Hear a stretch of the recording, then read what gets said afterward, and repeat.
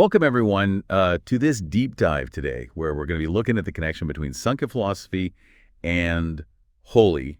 By the end, hopefully, you'll start to see how a philosophy all about consciousness and, material stuff can be linked to a festival known for its color and, celebration, community, all that good stuff. Yeah, it really is intriguing when you think about it. They seem so different, but if you look closer, there's actually some really fascinating parallels. Yeah, Yeah. exactly. So why don't we start with Sankhya? Can you kind of give like a quick breakdown for folks who might not know much about it? What are its core principles? Sure. Samkhya is what's called a dualistic philosophy. So Okay. that means it sees reality as kind of an interplay between two fundamental principles. These are called Purusha and Prakriti. Okay. Purusha represents pure consciousness, the silent observer, if you will.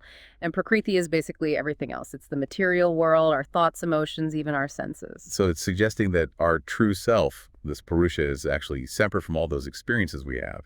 Exactly. And the path to liberation in Sankhya, they call this moksha, involves recognizing that separation. It's about understanding that we are not our thoughts or emotions, or even our physical bodies. That's pretty deep. Yeah. So how does someone achieve that realization, the understanding of this separation? Well, Sankhya really stresses reason and observation. It wants us to look closely at the world, analyze our experiences, and kind of see through the illusions that bind us to the material realm.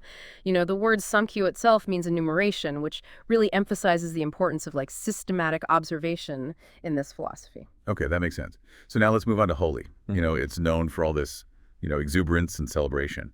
So where do we even start connecting it with a philosophy that seems to be about detachment? I think a good starting point is remembering that Holi isn't just about throwing colors around. There's a lot of symbolism. It's deeply rooted in Hindu mythology, like the story of Radha and Krishna playing Holi. That story highlights the devotional aspect of the festival.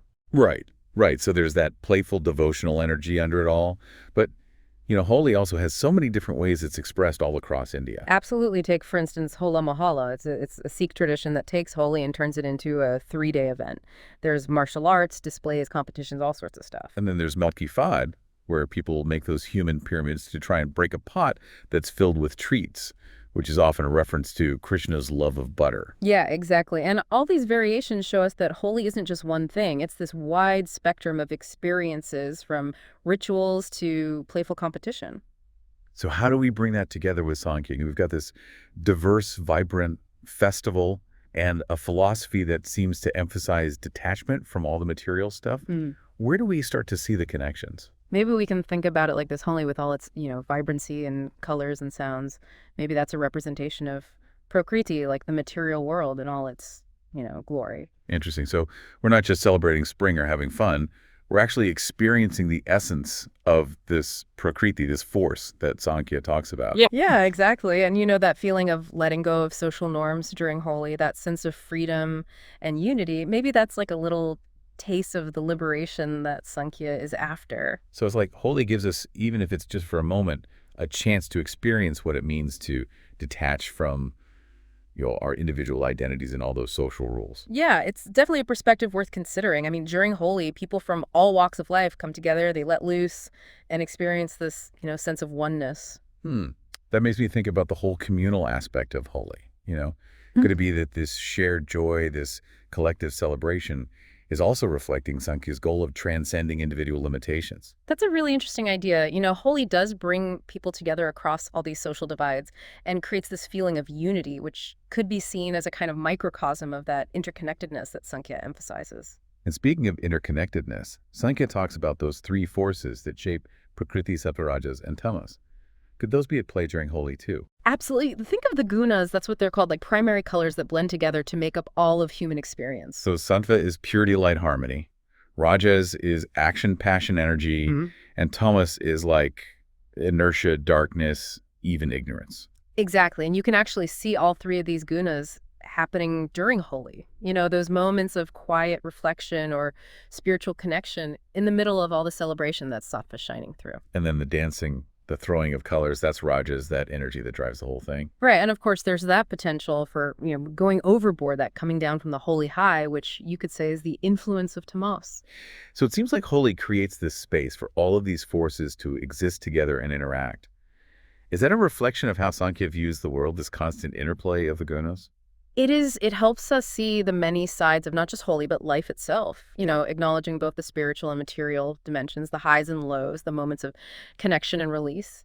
Okay, so we've talked about how Holi can be like almost like an embodiment of Prakriti and how it lets us experience these gunas and maybe even get a glimpse of the liberation that Samkhya talks about. But what does it all mean for someone who's not, a Samkhya scholar or, really familiar with Hindu traditions?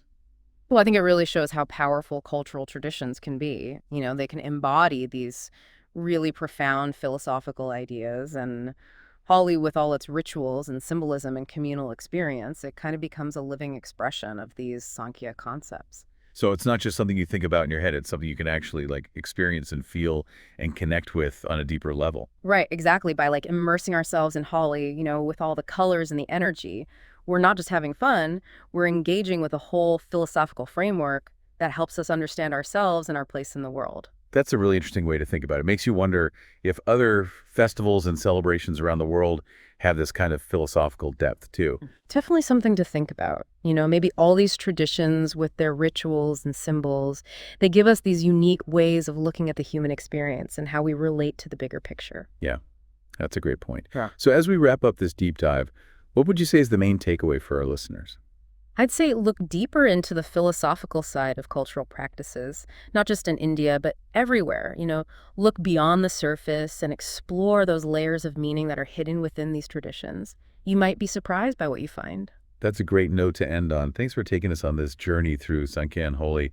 It's been a really eye-opening conversation.